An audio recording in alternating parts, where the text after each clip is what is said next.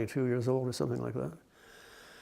And so I did it, and I put my best effort into it. I had written as well another alternate to that legend on the bottom, and that was, "Here time forever will lock the tale of transient beings within archives of decaying rock." I showed it to Colonel Redmond. He said, "This is beautiful. I really like this. I'm keeping this." He folded it up. He put it in his desk drawer. Maybe this very same desk. Probably not. Things change. So that's the alternate legend that could have gone on there. I would not dream of putting that on there. I knew people would not be happy with that. So it took a philosophical bent, which someone like Colonel Redmond appreciated. Others here would have appreciated it too, I'm sure. I mentioned a Captain Kingsbury earlier, who was kind of like a liaison. He was a cool guy, great guy. He then asked me at one point if I would teach Sunday school here. I go, "Sunday school? No. You should teach Sunday school?" And yeah, sure. And he said, "Could you make stained glass windows for the room we're going to teach in?" And he said, "Our imitation stained glass windows." And I did that. And they were placed in the windows on Sunday. They had like Gothic design and tinted transparent sheets behind them. Yeah, kind of a bit of an imitation of the rose window at Chartres, if you will. So, I mean, there are other anecdotes, perhaps would not be of interest to the general public regarding the mural. I think I did a pretty good job on General Tufte. At least I convinced myself that it looked a lot like him when I was done, even though I had changed the angle of his face. And that was some of the material I couldn't find that I wanted to bring down here. This is an album that contains that photograph, a photograph rather, of that mural, that my son and daughter-in-law put together for me and surprised me. And in here, I also did, I must say, the original looks even better than that. I was impressed seeing it again when I just walked in a little while ago. I thought, not bad. Yes, Colonel Redmond. I'm in one of these photographs here.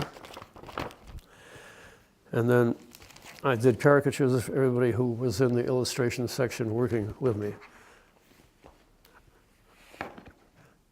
You may want to edit the stuff out later, but I thought I'd show it in any case.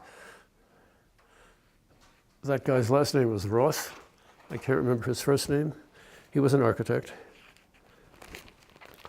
And then we had several people. Martinez was like the chief guy of the section. And he rode us a lot, rode R-O-D in the sense of like kidding us and making us work harder and so on. But he was a cool guy. We liked him. And these were the caricatures of these people. And I'm getting, well, their names are here because the Post newspaper at the time did a story on, this is before I painted the mural, here. They did a story on the illustration department and the people who worked in it.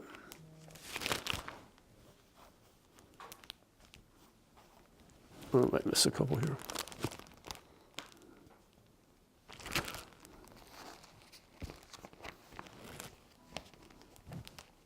I won't go through the names. So anyway, this is just an idea.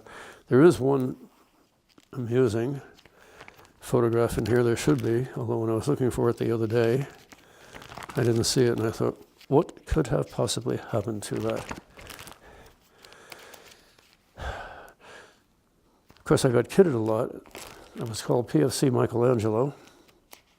There he is, PFC Michelangelo. I was kinder in my caricature of the guys I worked with than perhaps I was to myself, or maybe not. Anyway, that is me. Oh, this is a guy that worked in the, no, who is that? No, it's not him, it's somebody else.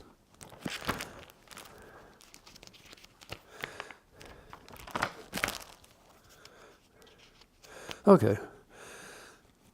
Like Michelangelo, who painted pictures of saints, so did I. I did my own saint. It was St. Nicholas for the mess hall. That's me painting Santa. High art.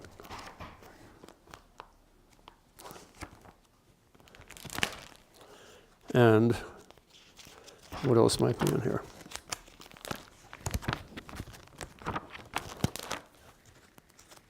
Last year, he may be in here too.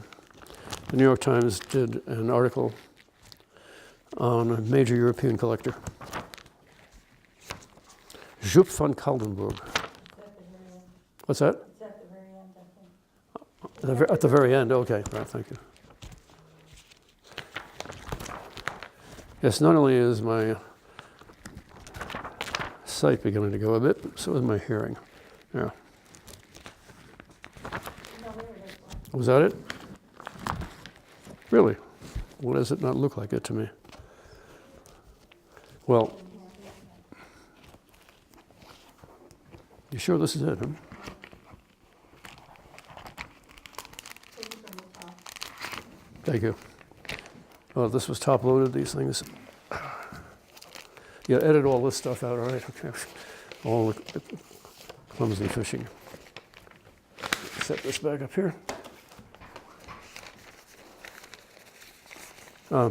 They did a 2-page spread on this guy.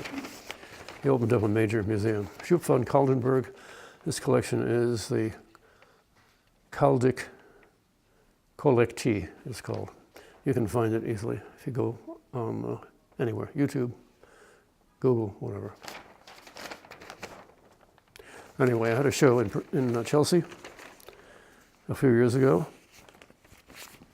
and he bought 3 of my major pieces that were inspired by a book by Francis Fukuyama called The End of History.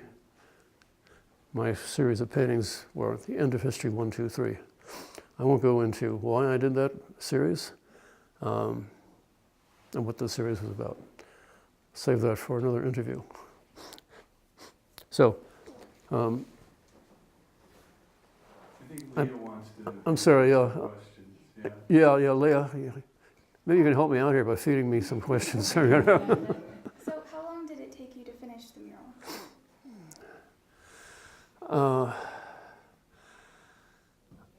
I'm a notoriously slow worker on murals. My wife will tell you I'm notoriously slow at everything I do, pretty much. It was probably several months. That's a guess.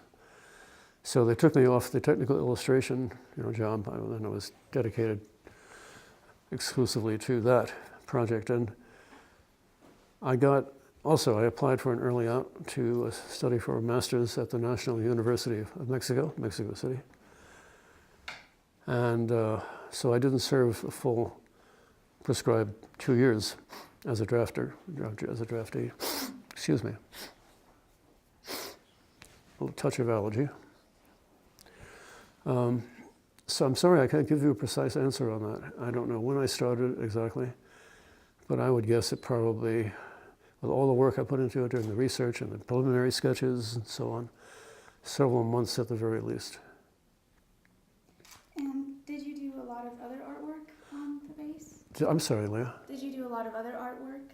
This mural, I know You mean contemporaneously with this? No, or you mean before this? Before While this. you were here on the base. On the base. Yes. Aside from Santa Claus and my version of the rose window of Chartres Cathedral, no, I don't believe I did. So, no, I'm sorry. I can't give you more on that. But yes, okay. So while you were here, you were a technical illustrator, correct? I was a technical illustrator, yes. So what does that entail? Maybe I should just give you a little quick background as to how I got technical illustrator. I didn't apply for that job here. I was drafted and I was assigned to the Tank Corps with, I think it was 1st Cavalry. And did basic training in Fort Knox, Kentucky. And then somebody said to me, they just knew from talking to me, and they said, you have a background, maybe you could actually get a job as an illustrator here in the Army. And I said, what? There's no such thing. They urged me to go to classification and assignment, and I did. I took with me, well, there were some newspaper articles on work I had already done, because even when I was 17, I was doing some major mural work. And lo and behold, this guy says, I'm giving you an MOS, that's military occupational specialty, an MOS as an illustrator. And wow. And that was the last I heard until that very early morning, about 4:30, 5 o'clock, we were on the parade ground roll call. And they were reading out the assignments and the bases we were going to be sent to. And I said, Glaisek, White Sands Proving Grounds, New Mexico. A lot of guys near me hadn't even heard of that place. And one or two apparently had. I said, God, that's like a resort area. How'd you get that? It was a very different kind of base from the other military bases. Both military and civilian personnel were highly trained. Many of them had, pretty deep experience in the liberal arts too. I mean, some of the military on this base had gone to West Point, and they weren't all battlefield commissions. It's one of the reasons perhaps they were as intelligent with me as they were. So there I was. I came down here and I waited almost a month for a security clearance, and it finally came through. And the rest is mural. So, I'm sorry, I probably answered your question, Leah, in a very indirect way. If I answered it at all, how did I do? Great. Okay, all right. And then when you left White Sands, where did you go from here? I had a 1947 Chevy that I bought from Paul Silverstone, who was a Harvard grad.